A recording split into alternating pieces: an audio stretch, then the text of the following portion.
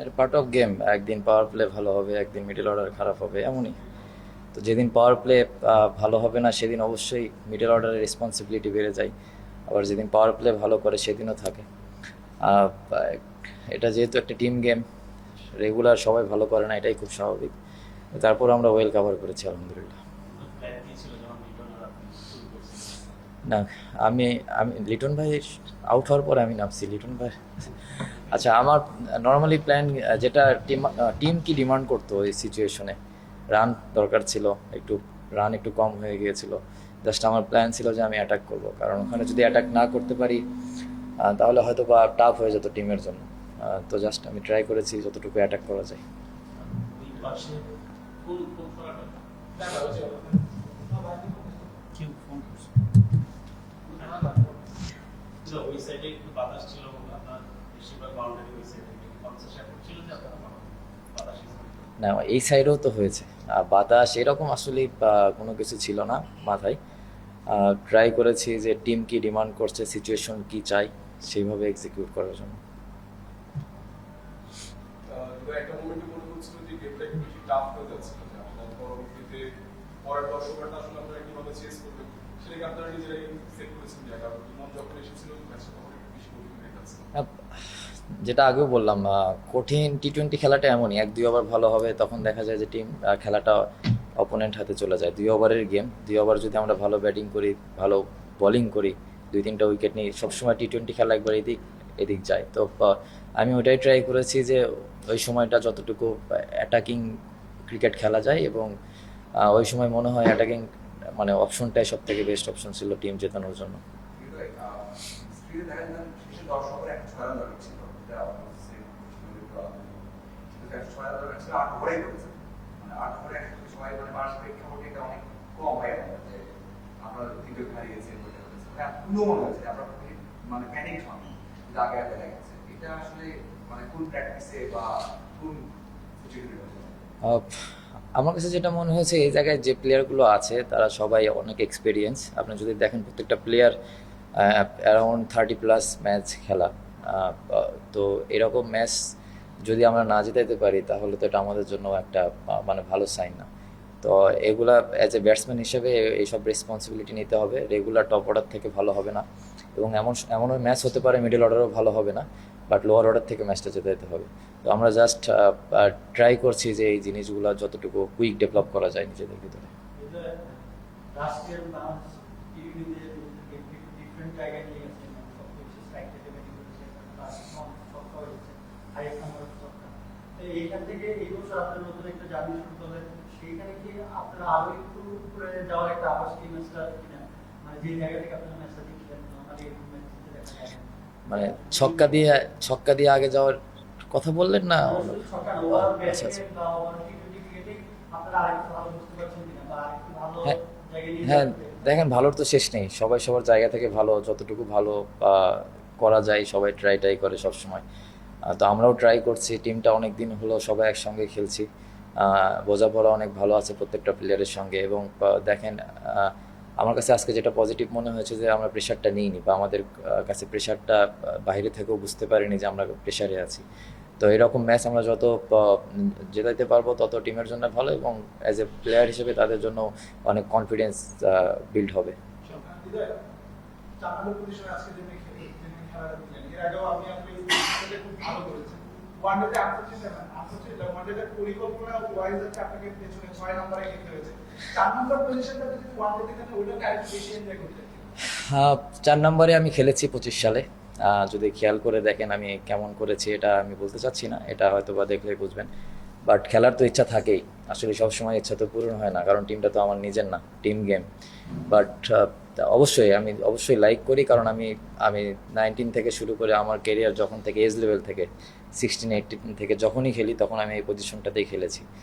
But এখন somehow আমি খেলতে পারছি না টিম কম্বিনেশনের কারণে। হয়তো বা তারা টিম অফিসিয়াল বা যারা ম্যানেজমেন্ট আছে তারা হয়তো বেটার অপশন মনে করেছে, আমি জানি না। বাট মানে অ্যাজ এ প্রফেশনাল প্লেয়ার হিসেবে আমাকে যদি বলে তুমি 7, 8, 9 ব্যাটিং করবো, কারণ আমার ন্যাশনাল টিমে 7 পর্যন্ত খেলার এক্সপিরিয়েন্স আছে শুধু ওপেন ছাড়া। তো আশা করি যে কোনো না কোনো একদিন ওপেনও ব্যাটিং করবো। কিছু আপনার যে দুটো পার্টনারশিপ ওই মোমেন্ট থেকে আমার এখন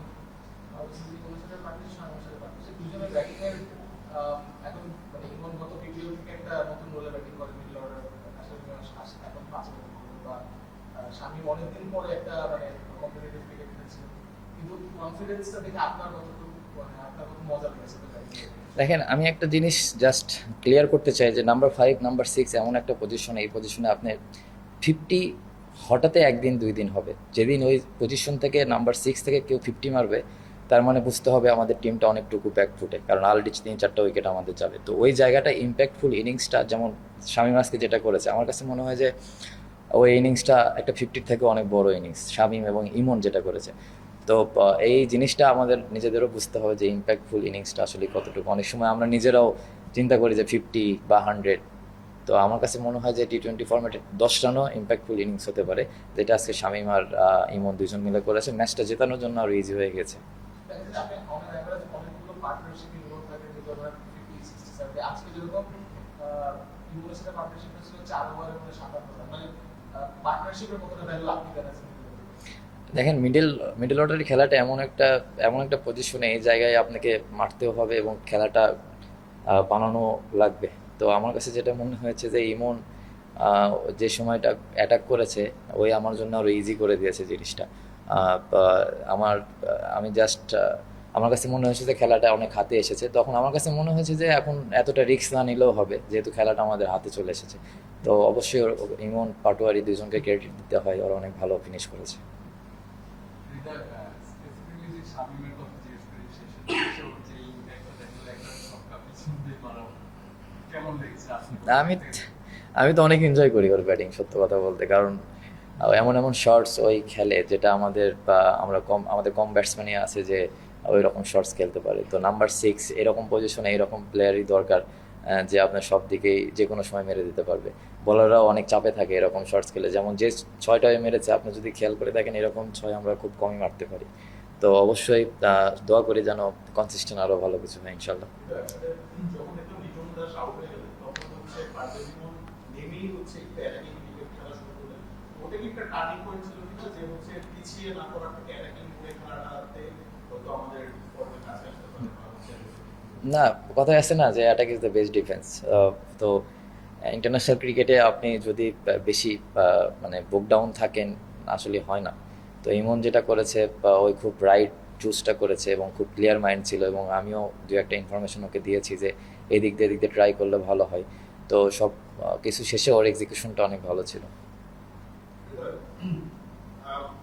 কয়েকদিন আগে আসলে আপনার বেশ কয়েকজন টিমমেট তারা পিএসএল খেলে আসলো 5-6 জনের মতো, এবং বাংলাদেশ ক্রিকেটেও প্রায় যে ক্রিকেট খেলতে আমরা তাহিদ হৃদয়কেও ভাবি, নর্মালি ভাবি আর কি যে আচ্ছা ক্রিকেট খেলে সেখানটায় হয়তো আপনার ডাকটা আসে সামনে বা এই নতুন বছরে কি জাস্ট এই কারণে বা সবকিছু নিজেকে কোনোভাবে করার চেষ্টা বা ব্যাটিং স্টাইলটা একটু আক্রমণাত্মক করার চেষ্টা বা চিন্তা ভাবনা কি আপনার মাথায় আছে?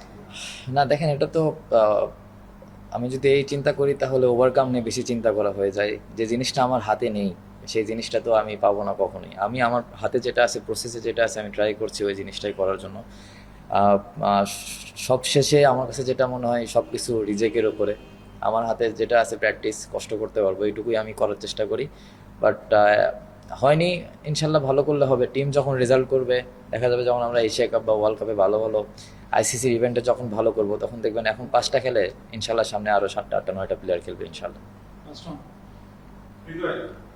সাম্প্রতিক অতীতে আমরা দেখতাম যে 7 থেকে বেশি 8 যদি রান রেট হয়ে যায় আমাদের ব্যাটিং কলাপস হয় চেজিং এর ক্ষেত্রে। তো এখন আজকে দেখা গেল যে আপনার 9-10 এও আসলে খুব স্বাভাবিক। এখন দলের মাইন্ডসেট কেমন যে আসলে আমরা কি 10 এর রেগুলার উইন করার মতো মাইন্ডসেট আছে? মাইন্ডসেট না করতে পারলেও মাইন্ডসেট থাকে করার জন্য, আর করতে পারলে তো থাকেই। তো সবসময় মাইন্ডসেট থাকে জেতানোর জন্য, বাট কোনো দিন হয় কোনো দিন হয় না, এটাই গেম। তারপরেও যেটা আগেও বললাম, ওই পজিশনে ওরা অনেক দিন হলো খেলছে। তো আমরা যত ডে বাই ডে আগের থেকেও অনেক ভালো হচ্ছে, আশা করবো যে সামনের দিকে ইনশাল্লাহ আরও ভালো হবে। ব্যাটসম্যানরা ভালো করেছে, বোলাররাও কামব্যাক করেছে খুব ভালো হবে, কারণ এক রান বেশি করেছে 10 ওই কামব্যাকে আপনি কার কৃতিত্ব দিবেন এবং মানে বোলিং ডিপার্টমেন্টে আছে আজকে একটু দেখেছি। আমি সবাইকেই ক্রেডিট দিতে চাই, কারণ সবাই ভালো বল করেছে। রিপন স্পেশালি ওই ডেবু ম্যাচ, ওই লাস্ট ওভারটা ওই অনেক ভালো বল করেছে, কন্ট্রোল ছিল ওর বোলিংয়ে। আমি ওভারঅল সব বলারকেই ক্রেডিট দিতে চাই, কারণ সবাই অনেক ক্লিয়ার মাইন্ড ছিল।